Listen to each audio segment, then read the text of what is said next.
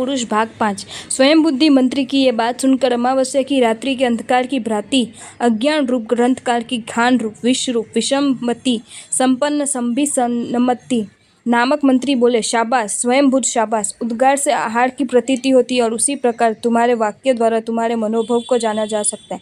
सर्वदा आनंद में रहने वाले स्वामी के सुख के लिए तुम्हारे जैसा मंत्री ही ऐसा बोल सकता है, दूसरा नहीं। किस कठोर स्वभावी उपाध्याय के पास तुमने शिक्षा प्राप्त की है जो इस प्रकार वज्रपात से कठोर स्वक्र वाक्य स्वामी को कहने में तुम सक्षम हो गए हो। सेवक जबकि अपने अपने भोग के लिए स्वामी की सेवा करता है, तब वह स्वामी को ये कैसे कह सकता है कि आप भोग मत करिए। जो इस जन्म में प्राप्त भोग्य की उपेक्षा कर परलोक के लिए यत्न करे, वह कर्तव्य स्थित लेह पदार्थ का परित्याग कर कोहनी चाटने की भांति मूर्खता का परिचय देता है। धर्म के द्वारा परलोक में सफल प्राप्त होती है, ये कहना भी भूल है। कारण जो परलोक में निवास करते हैं उनका ही जब अभाव है तो परलोक आया कहाँ से। जिस प्रकार गुड़ मैदा और जल से मादक शक्ति उत्पन्न होती है, उसी प्रकार पृथ्वी तेज और वायु से चेतन शक्ति उत्पन्न होती है। शरीर में अलग और कोई देहधारी नहीं है जो इस लोक का परित्याग कर परलोक जाएगा। अतः निसंकोच होकर विषय सुख भोग करना उचित है। फिर अपनी आत्मा को ठगना भी तो उचित नहीं है। स्वार्थ नष्ट करना मूर्खता मात्र है। धर्माधर्म की शंका करना भी उचित नहीं है, कारण वह मुख में विघ्न उत्पन्न करता है। फिर धर्माधर्म का गधे के सिंह की भ्रांति कोई अस्तित्व ही नहीं है। पत्थर के एक टुकड़े को स्नान विलेपन कर पुष्प और वस्त्रालंकार से लोग पूजा करते हैं, तो किसी दूसरे पत्ते पर बैठकर मूत्र त्याग करते हैं। जरा बताओ, उन दोनों प्रस्तर खंडों ने क्या कोई पुण्य पाप किया था? यदि जीव मात्र कर्म के कारण जन्म ग्रहण करते और मृत्यु को प्राप्त होते, तो फिर जल में बुदबुदे उठे हैं और नष्ट उड़ते हैं, वो किस कर्म के कारण होते हैं? जो अब तक इच्छावश प्रयत्न करता हूँ तब तक वह चेतन नाम से अभिहित होता है। विनष्ट होने के बाद चेतन का पुनर्जन्म नहीं होता। ये बात बिल्कुल युक्ति संगत नहीं है कि जो प्राणी मरता है वह पुनर्जन्म ग्रहण करता है। ये सब तो मात्र कहने की बात है। हमारे प्रभु शिरीष कुसुम तुल्य कोमल शैया पर शयन करते रहे, रूप लावण्यमयी रमणियों के साथ निसंकोच रमण करते रहे, अमृत तुल्य भोज्य पदार्थ और पेय का आस्वादन करते रहे, ऐसी हमारी अभिलाषा है। जो इनकी विरोध करते हैं प्रभुद्रोही कहलाते हैं। ये प्रभु श्राप कर्पूर अगरु कस्तूरी और चंदन आदि का सर्वदा विलेपन करके ताकि आप सुगंध के साक्षात अवतार लगे। हे राजन, उद्यान वाहन दुर्ग और चित्रशाला आदि जो नेत्र को आनंद देते उन्हें बार बार अवलोकन करिए। हे स्वामी, वीणा बांसुरी मृदुंग आदि की ध्वनि और उसके साथ गाए गए मधुर गान आपके करुणाहरों के लिए रसायन रूप बने। जब तक जीवन है तब तक विषय सुख का सेवन करिए। धर्म कर्म के नाम पर अनावश्यक कष्ट मत सहन कीजिए। संसार में धर्म अधर्म का कोई फल नहीं है। संबिनाती की बातें सुनकर स्वयंभूत कहने लगे, उन नास्तिकों का धिक्कार है जो स्वयं को एवं अन्य को जिस प्रकार अंधा अपने अनुयायी व्यक्ति को कुएं में डालवाते हैं, उस प्रकार ऐसी बातें बनाकर दुर्गति में डालते हैं। जिस प्रकार दुख सुख संबंध सेदन से जाना जाता है, उसी भांति आत्मा भी स्वयं सेदन से ही माना जाता है। जैसे स्वयं सेदन में कई बाधा नहीं, उसी प्रकार आत्मा का निषेध करना भी किसी के लिए संभव नहीं है। मैं सुखी हूँ, मैं दुखी हूँ,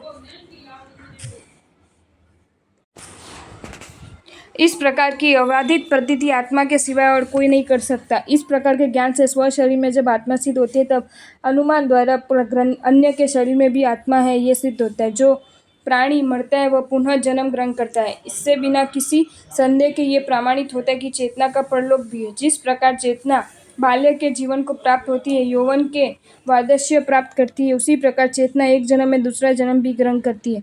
पूर्व जन्म की स्मृति के बिना सहजात शिशु बिना शिक्षा प्राप्त किए ही मातृस्तन का पान कैसे कर सकता है? इस जगत में जैसा कारण होता है वैसा ही कार्य होता है। तब अचेतन भूत पृथ्वी ग्रह तेज व वायु से चेतन किस प्रकार उत्पन्न हो सकता है? हे संभवी मति, बोलो, चेतन प्रत्येक भूत से उत्पन्न होता है या उसके समवाय से? यदि तुम कहते हो कि प्रत्येक भूत से चेतन उत्पन्न होती है, तब तो जितने भूत है उनकी ही चेतना होना उचित है। और यदि कहते हो कि समस्त भूत के समवाय से चेतना उत्पन्न होती है, तो भिन्न भिन्न स्वभाव युक्त भूत से एक स्वभाव संपन्न चेतना कैसे उत्पन्न हो सकती है?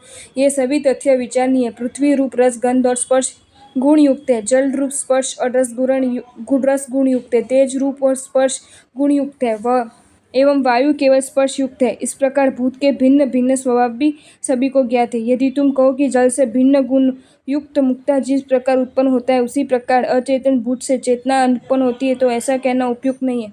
कारण मुक्ता में जल होता है, दूसरे में मुक्ता और जल दोनों में ही पौद्गलिक है। पुद्गल से उत्पन्न होने के कारण उनमें भेद नहीं है। तुमने गुड़ मैदा और जल से उत्पन्न मादक शक्ति का उदाहरण दिया, किंतु वह मादक शक्ति तो अचेतन है, अतः चेतना के लिए यह दृष्टांत कैसे ठीक हो सकता है? देह और आत्मा एक है, ये कभी नहीं कही जा सकता। एक प्रस्तर खंड की लोग पूजा करते हैं, अन्य प्रस्तर खंड पर नृत्य त्याग करते हैं। ये दृष्टांत भी गलत है, कारण प्रस्तर अचेतन है, इसलिए उसे सुख दुख का अनुभव कैसे होगा? अतः इस शरीर में भिन्न परलोकगामी आत्मा है और धर्म अधर्म भी है, कारण परलोकगामी आत्मा ही इस जन्म का अच्छा बुरा फल लेकर आती है और वहां भोग करती है। जिस प्रकार अग्नि के उपताप से मक्खन गल जाता है, उस प्रकार स्त्रियों की वशीभूत होना भी पुरुषों के विवेक को नष्ट कर देता है। अनर्गल और अधिक रसयुक्त आहार ग्रहण से मनुष्य पशु की भांति उन्मत्त होकर उचित कार्य को भूल जाता है। अगरु, चंदन एवं केसर, कस्तूरी आदि की सुगंध से कामदेव सूर्य की भांति मनुष्य पर आक्रमण करता है। जिस प्रकार कांटों में वस्त्र अटक जाने से मनुष्य की गति अवरुद्ध हो जाती है, उसी प्रकार स्त्री रूपी कांटे से भूलकर पुरुष की गति स्खलित हो जाती है। इस प्रकार धूर्त मनुष्य की मित्रता अल्पकाल के लिए ही सुखदायक होती है, उसी प्रकार मोह उपंतकारी संगीत का भी बार बार श्रवण अंततः दुखदायक हो जाता है। इसलिए हे प्रभु, पाप का मित्र, धर्म का विरोधी, नरक के द्वार को प्रशस्त करने वाला विषय का दूर से ही परित्याग कर दीजिए। हम देखते हैं यहाँ एक सेव्य है तो एक सेवक है, एक दाता है तो एक याचक है, एक आरोही है तो एक वाहन है, एक अभय दाता है तो एक अभय याचक है। इन सभी से तो इस लोक में धर्म अधर्म का फल परिदृष्ट होता है। हम सबको देखकर भी जो स्वीकार नहीं करते, उनका मंगल ही हो।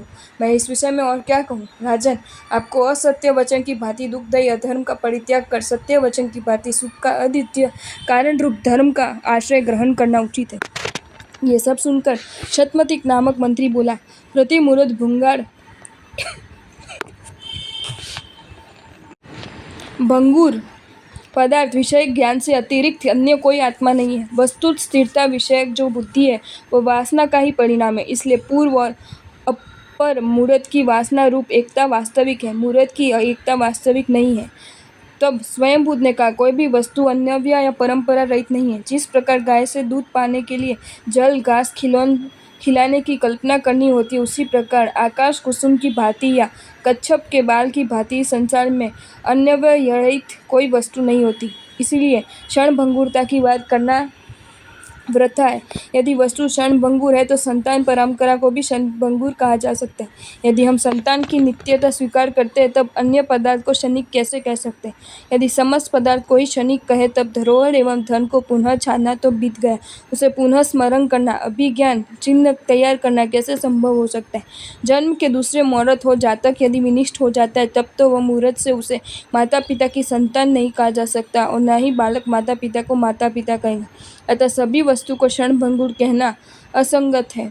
विवाह के समय वर वधु को पति पत्नी कहा जाता है। वे यदि क्षणिक है, नाशवान है, तब तो दूसरे मुहूर्त में पति पति नहीं रहेगा और पत्नी पत्नी नहीं रहेगी। इस प्रकार वस्तु को क्षणभंगुर कहना महान मूर्खता है। एक मुहूर्त में जो कुकर्म करता है, दूसरे मुहूर्त में वह भिन्न व्यक्ति में रूपांतरित हो जाता है, तब तो फिर वह उसका फल भोग नहीं करेगा। यदि इस प्रकार होता है, तब तो जो कृत का नाश और प्रकृत का आगमन, ये दो दोष उत्पन्न हो जाते हैं। आपको ये वीडियो अच्छा लगा हो तो इसे लाइक करें और शेयर करें, और ऐसे ही नए नए वीडियोज़ देखने के लिए सब्सक्राइब करें हमारी channel Jain facts and stories को।